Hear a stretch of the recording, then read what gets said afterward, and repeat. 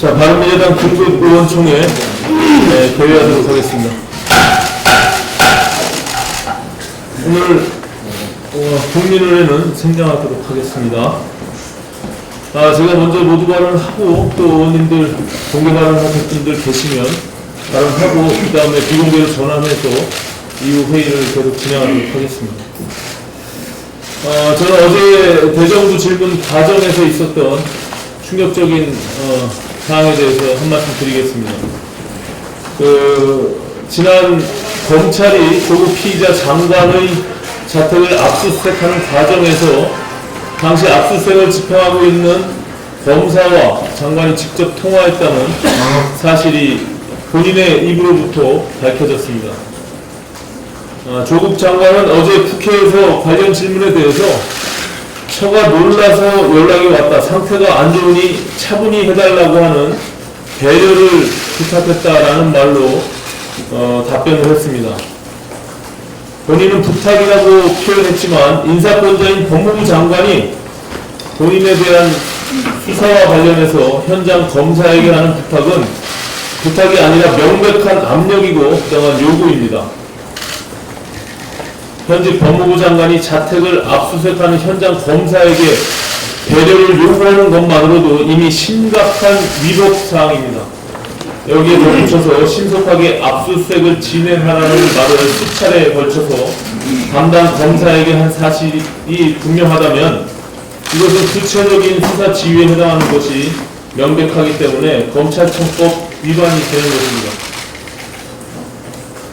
그런데도 조국 피의자 장관은 가장으로서 그 정도 부탁은 할 수 있는 게 아니냐고 천하태평한 소리를 하고 있습니다.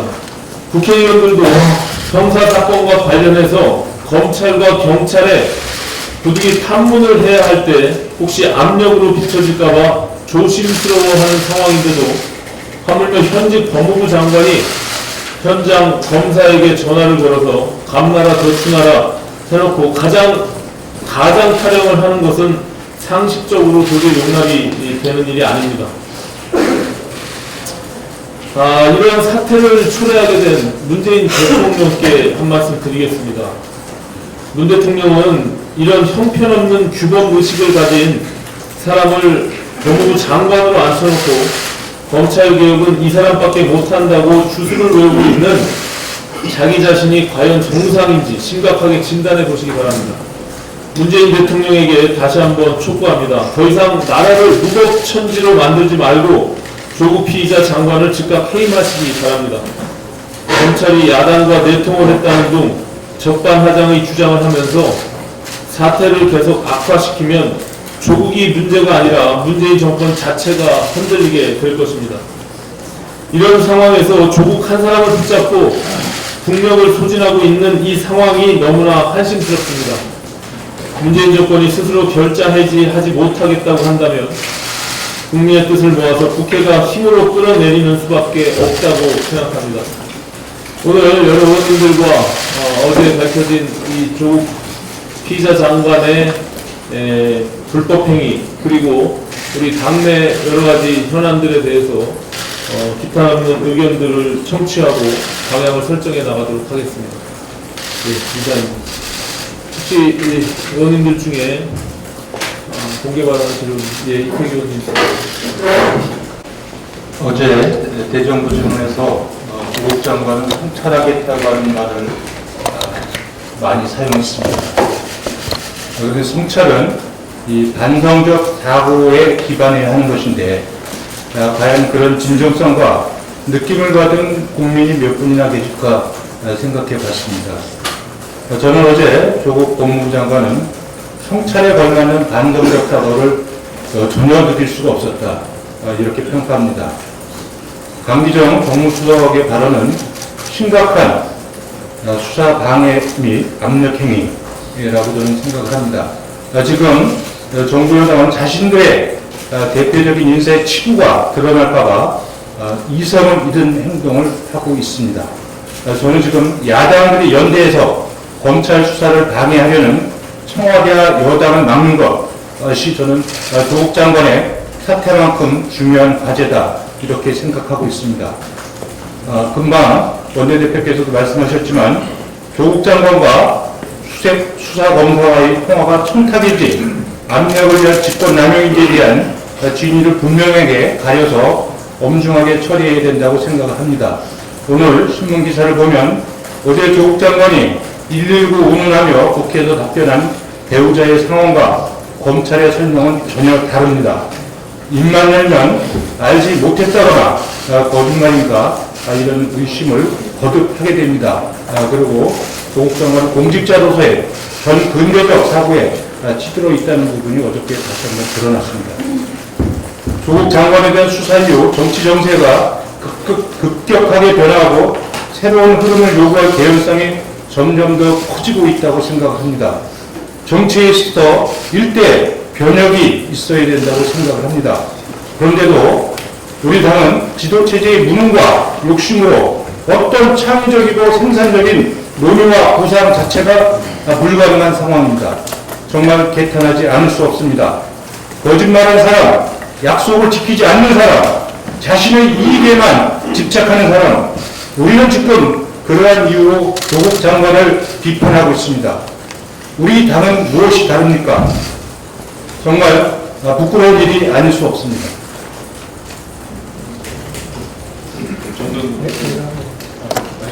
한 말씀 드리겠습니다. 문재인 대통령은 아직도 조국 임명한 것에 대해서 후회하지 않는지 묻고 싶습니다. 문재인 대통령 유엔까지 가서 나라다운 나라라는 말씀을 하셨는데 우리 국민들은 조국이 없어야 나라다운 나라가 된다고 생각하고 있습니다. 그런데 문재인 대통령은 조국 없으면 나라다운 나라가 되지 못한다고 생각하고 있는 것 같습니다. 문재인 대통령이 조국을 감싸니 그 주변 사람들도 조국을 지키기 위해서 법치주의를 근본적으로 허물고 있습니다. 문 대통령의 정치적 메시지를 전달하는 강기정 정무수석은 검찰에 노골적으로 수사 개입하면서 방해를 했습니다. 집권 여당도 이게 여당인지 야당인지 검찰을 고발하겠다고 나서고 있습니다. 조국 본인도 검찰 수사팀장한테 전화해서 수사 개입을 해놓고 그것도 거짓말 해가면서 변명하고 있습니다. 대통령 윤석열 검찰총장 임명할 때 살아있는 권력에도 엄정하게 대하라고 했습니다. 윤 총장은 그 당시 대통령의 말을 충실히 이해하고 있을 뿐입니다. 지금 대통령 생각이 바뀐 겁니까? 조국 임명한 건 후회하지 않고 윤석열 총장 임명한 것 후회하고 있습니까?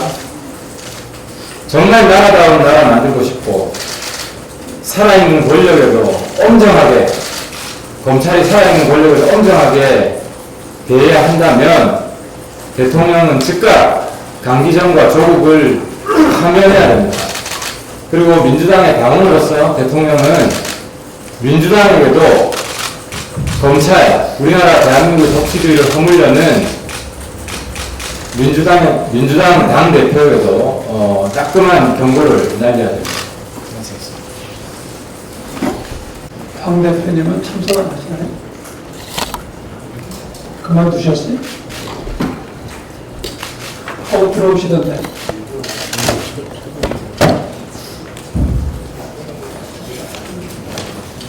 앉으실 자신이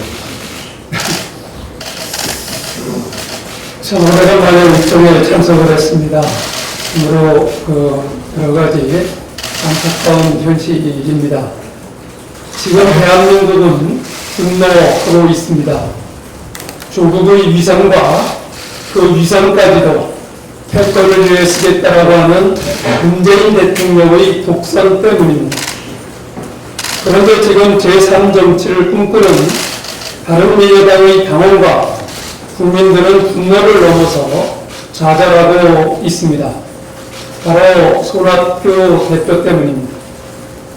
손 대표께서는 자신의 사퇴 약속을 번복하는 거짓과 대한 정치를 핑계로 알량한 권력을 주겠다라고 하는 위선, 그리고 자신이 아니면 안 된다라고 하는 독선으로 마지막 남은 제3정치의 가능성까지를 짓밟고 있지 않은지 되돌아 보십시오.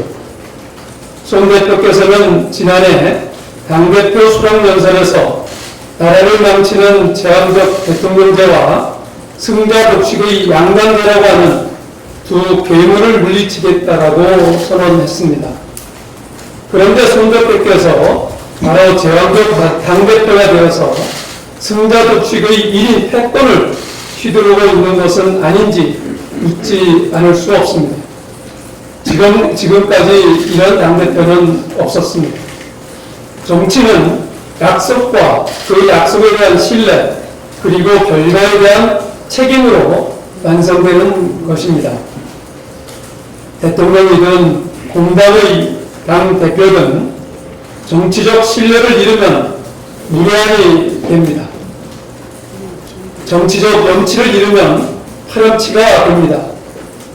정치적 명분을 잃으면 괴물이 되는 것입니다. 이제 손학규 대표 체제의 종식을 선언할 때입니다. 손 대표는 자신과의 약속을 지키는 명예퇴진의 마지막 기회마저 저버리면서 스스로 괴물이 되고 있습니다. 우리는 새로운 정치에 대한 확고한 신념과 열정으로 바른미래당을 창당했습니다. 이 정치적 결의와 가능성을 이대로 저버릴 수는 없습니다. 이제 우리는 우리의 할 일을 해야 합니다. 더 이상 사당화된 당권에 얽매이지 맙시다. 국민의 요구와 정책적 수요가 있는 곳으로 직접 찾아야 합니다. 옳다고 생각하는 것을 함께 나누고 바로 지금 함께 실천할 수 있는 것들을 먼저 시작하는 겁니다. 집권 3년차로 접어든 문재인 정부의 대한민국은 참담합니다. 경제는 파탄났고 외교는 실종됐습니다. 사회는 분열됐고 안보는 구멍났습니다. 허수아비 같은 여당과 천군 벌거숭이 같은 제1야당으로는 문재인 정부의 폐해를 바로잡을 수 없습니다. 우리가 마지막 남은 정치적 희망이 되어야 합니다. 누가 진정한 대한정치 세력인지, 누가 바른미래당의 가치를 실현하고 있는지는 국민의 판단에 맡기고 우리는 우리의 할 일을 함께 합시다.